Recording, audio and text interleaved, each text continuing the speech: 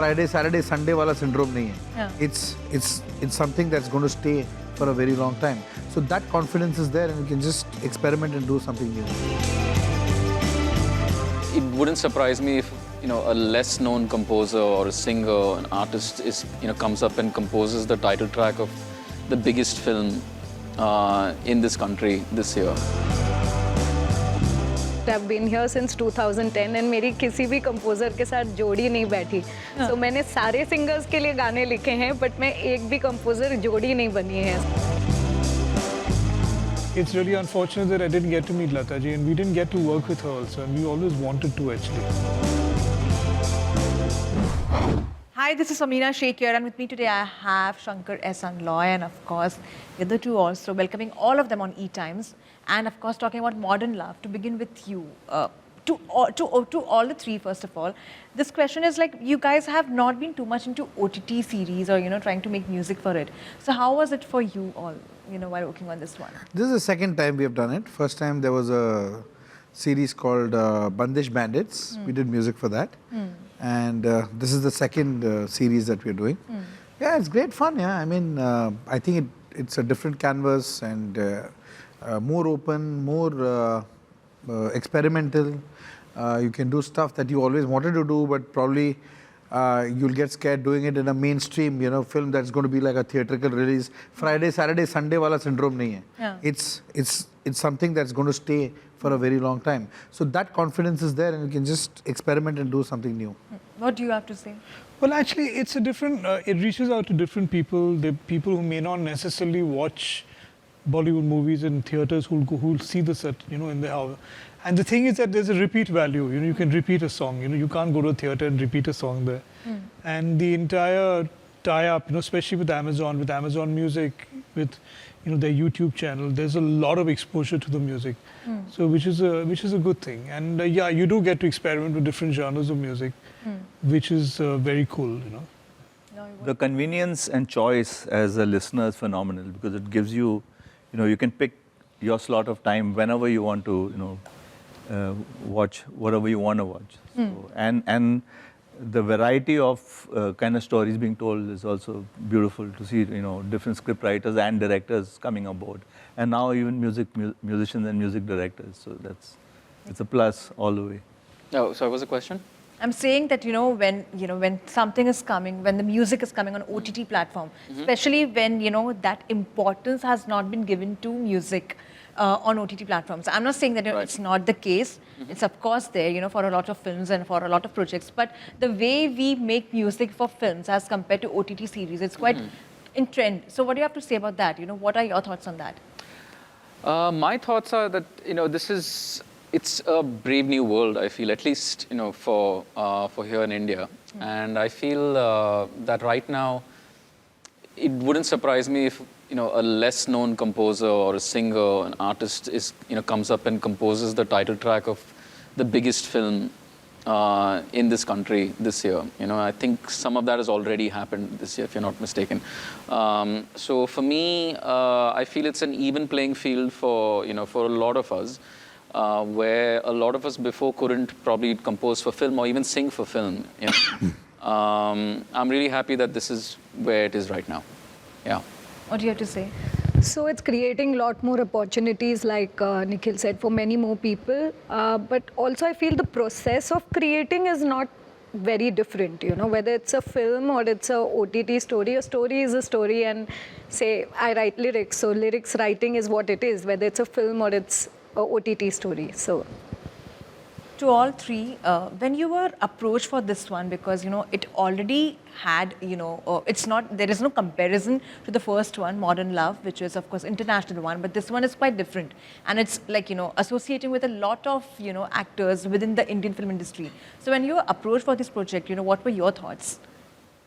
Well, naturally it was exciting, like any other project that we would take on, and after a briefing from the director, and it's quite it's a nice thing to have to compose for that last finale of the series, and that was it. It was just that's what we needed to start, working on it.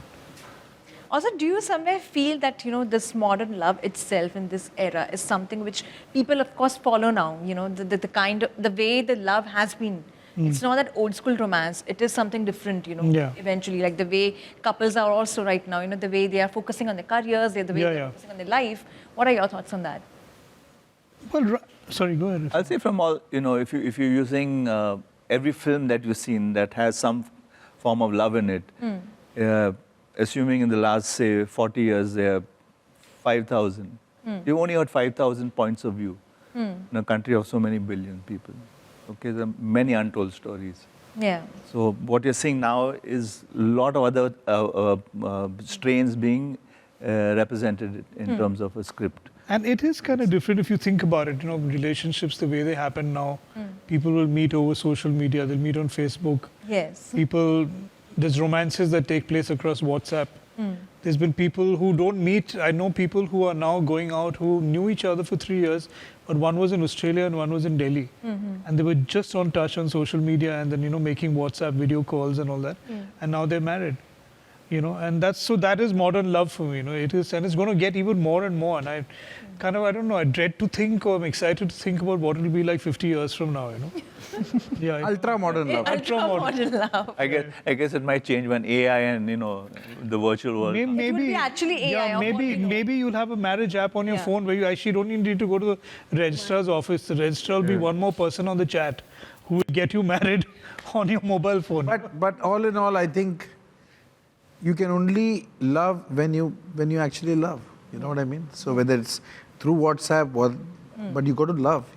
You have to feel it, basically. Yeah. Or maybe people will fall in love with artificial intelligence. Exactly, AI. And we'll have to see. Like how we saw in Her, that film Her also. No, it's How possible. it was, It is a possibility. Just on that, he's falling in love with the machine somewhere, in a way. Nothing is impossible, so and in fact, that's true. That's modern love, Yeah. So also talking about the kind of projects you have done, all three, and that it's just too good.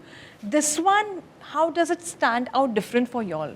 It doesn't stand out actually different. It's just one more great project to be involved, because very rarely you get to see a collage of different colors of love being portrayed by 6 different directors, 6 different stories and aspects of love. It's not, love means not only boy girl boy girl boy girl. It's not that. It's different aspects. So it's a very new form of communicating an emotion, called a beautiful emotion called love. So when you're involved in that, creating one small part of it, it's very exciting. And Nikhil has created the whole thing for the title song of the whole thing. Yeah. Talking about your title track also, when you worked on that, tell me something about that. How was it for you?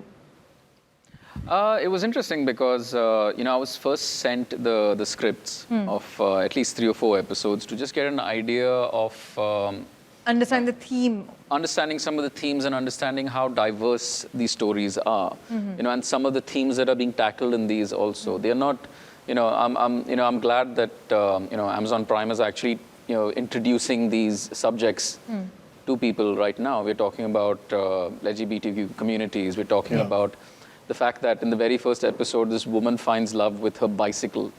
These are things that are a lot more evolved. So for me, it was interesting because it opened out different avenues. And when we were writing a song about love, we didn't want to make it too obvious. So when I sat down with Pinky to understand what we were going to write about, we said, how about the uncertainty of love, the unpredictability of love. And also the idea of self-love, where you need to first look inward and start loving yourself before it passes on to someone else. So these are the things that we came up with. And for me, it was pretty easy from there, yeah. Also, as we talk about modern love, it's also modern music, which is, of course, picking up with the generation, with the young generation, with our generation for that matter. What do you have to say that how the music has changed, evolved, or what are your thoughts on that? Well, music is like fashion, it just keeps changing.